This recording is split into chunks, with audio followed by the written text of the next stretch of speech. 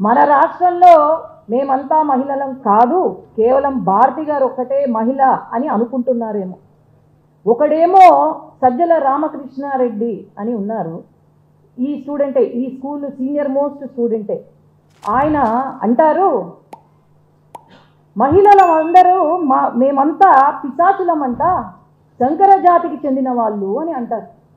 అంటే మేము పిశాచులు అయితే మీ ఇంట్లో మహిళలు మరి ఏంటి? మా జాతి శంకర జాతి అయితే మరి మీ మహిళలు ఏ జాతికి చెందిన వాళ్ళు అని నేను ఈరోజు ప్రశ్నిస్తున్నాను. ఇంకొకడు అంటాడు, అమరావతిలో ఉన్న మహిళలు అందరూ వేశ్యలు అని అంటారు. ఇదే మాట ఎవరైనా మీ తల్లిని కానీ చెల్లిని కానీ కూతుర్ని కానీ అంటే ఊరుకుంటారా? ఇంకొకడు అంటాడు, పిహెచ్డీలు చేశాము అని, ఎక్కడెక్కడో తిరుపతి కడప అని చెప్పి పిహెచ్డీలు చేశావు అని మాట్లాడతారు. మొన్న శాంతియుతంగా నిరసన తెలియజేస్తుంటే మహిళల పైన బీర్ బాటిళ్ళు వేస్తారు. ఇదా రాజకీయం అంటే? మీరు మహిళల్ని కించపరిచే విధంగా రాజకీయం చెయ్యాలి అనుకుంటే అది మీకు ది డెడ్ ఎండ్ అని నేను చెప్పగలుగుతాను.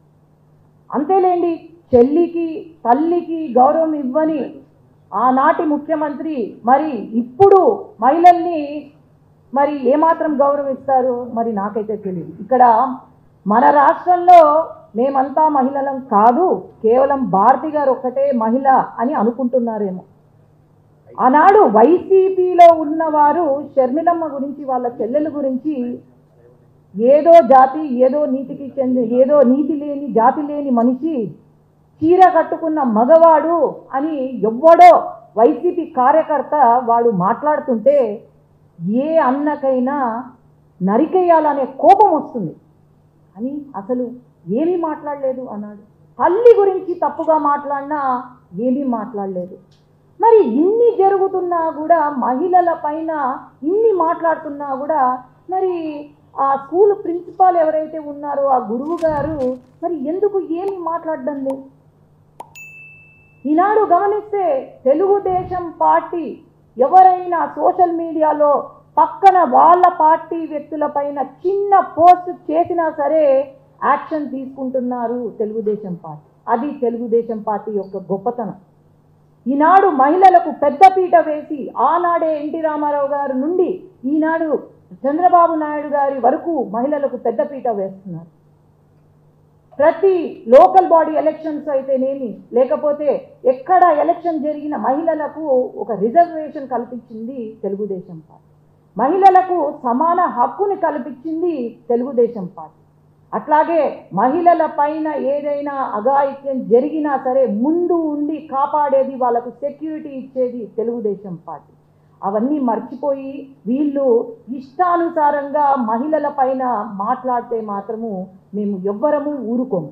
నేను ఒకటే చెప్పేది, మా మహిళలకు ఇలాంటి వాళ్ళు ఇట్లాంటి డ్రగ్ అడిక్ట్స్ మరి ఏం మాట్లాడుతున్నారో అసలు కరెక్ట్గా ఉందో వాళ్ళ మైండ్ సెట్ నాకైతే అర్థం కావట్లేదు. కానీ ఇలాంటి వాళ్ళు మాట్లాడితే ఖచ్చితంగా సీఎం గారికి, పిఎం గారి దృష్టికి మేము తీసుకెళ్తాము, ఒక చట్టాన్ని తీసుకొని రమ్మని చెప్తాము. ఇలాంటి మాట్లాడిన వాళ్ళను కరెక్ట్గా ఏదైతే చట్టాలతో సంబంధం చేసి వీళ్ళను లోపల వేసి వాళ్లకు తగిన గుణపాఠం నేర్పించవలసిందిగా కోరుతున్నాం.